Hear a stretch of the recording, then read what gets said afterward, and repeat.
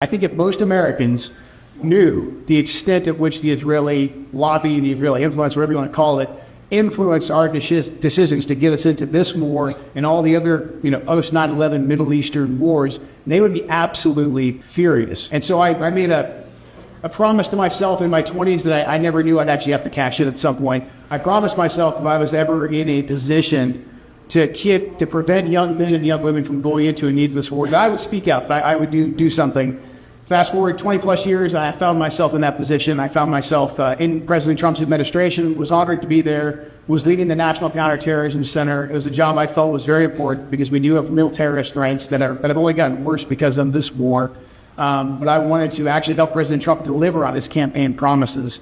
And watching a foreign government, watching the Israelis march right in and basically dictate terms to us and manipulate American intelligence, manipulate the media, manipulate those around President Trump to put us into this war. I knew that I had to leave. I knew I had to start speaking out because I couldn't stand by and watch more body bags come into Dover and have disrespect.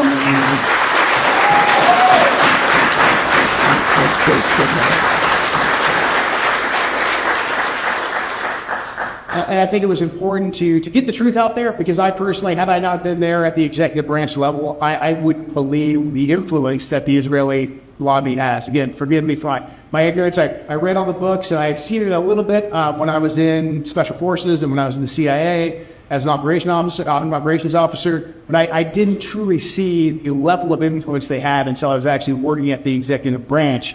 And I know a lot of people in this room, I see Scott's here, Scott's been talking about this for decades, really.